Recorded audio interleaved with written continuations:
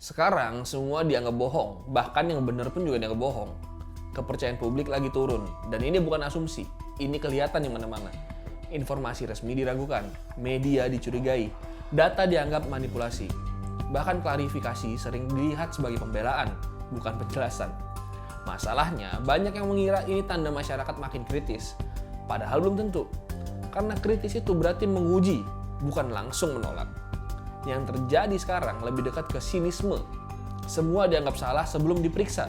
Bedanya penting. Skeptis masih mencari kebenaran. Sinis sudah berhenti mencari. Di titik ini, semua argumen jadi mentok. Data dibalas kecurigaan, fakta dibalas opini, diskusi bukan lagi soal siapa yang paling akurat, tapi siapa yang paling keras mempertahankan posisi. Dan ketika tidak ada standar yang disepakati, semua orang merasa benar di versinya masing-masing. Masalah ini diperparah sama banjir informasi. Setiap hari muncul data baru, opini baru, narasi baru. Sebagian valid, sebagian dipelintir, sebagian lagi sengaja dibuat misleading. Tapi karena semuanya muncul di tempat yang sama, timeline, publik kesulitan membedakan kualitas. Akhirnya muncul jalan pintas. Anggap semua sama-sama nggak bisa dipercaya. Kelihatannya aman, tapi sebenarnya berbahaya.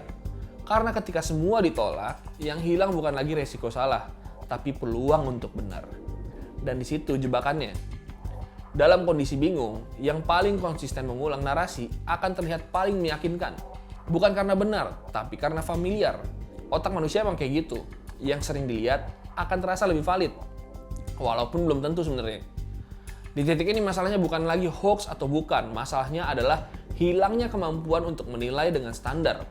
Padahal kepercayaan bukan soal percaya buta, tapi soal selektif, mana yang punya data, mana yang punya konteks, mana yang bisa diuji. Kalau semua disamakan, fakta dan opini jadi tidak ada bedanya. Dan kalau itu terus terjadi, dampaknya lebih besar dari sekedar salah paham. Diskusi publik runtuh, keputusan kolektif jadi lemah, dan trust sebagai fondasi sosial mulai hilang. Tanpa trust minimum, tidak ada koordinasi. Tanpa koordinasi, tidak ada arah. Dan kalau semua berjalan dengan kecurigaan, bukan kebenaran yang menang, tapi kebingungan.